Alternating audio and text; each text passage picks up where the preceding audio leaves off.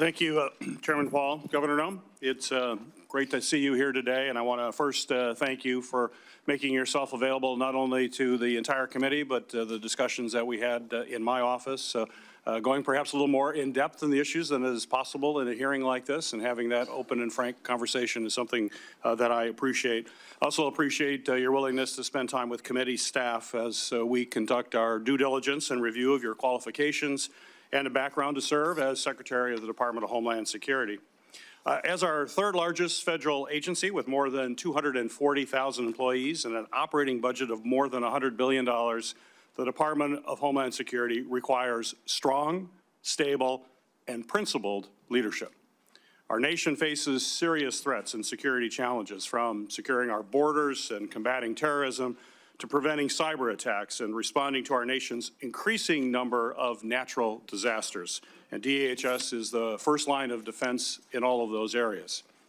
I appreciated the conversations we had at today's hearing, where we discussed the importance of ensuring that our nation's borders are safe and secure.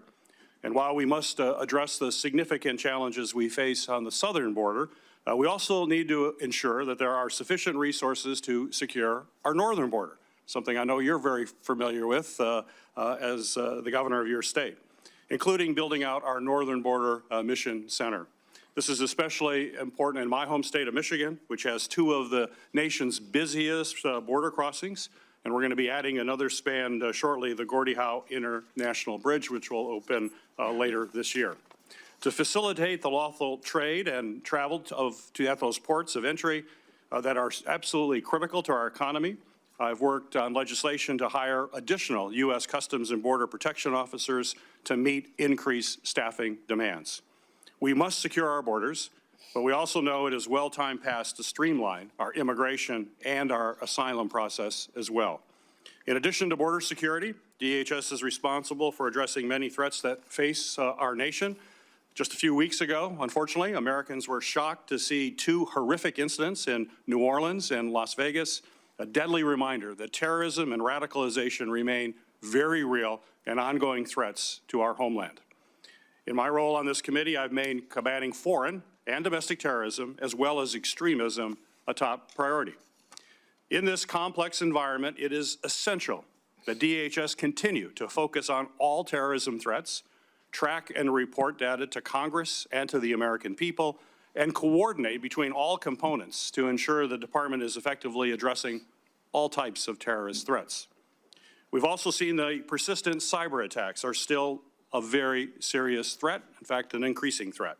A recent attack from Chinese-based hackers infiltrated the Treasury Department, on top of ongoing Salt Typhoon hack that comprised numerous U.S. telecommunications companies.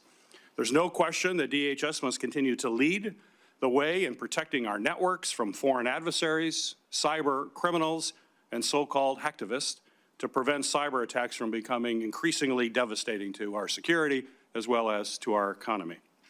And finally, the Department of Federal Emergency Management Agency must continue to work hard to address the increasing number of natural disasters affecting our communities as a result of climate change.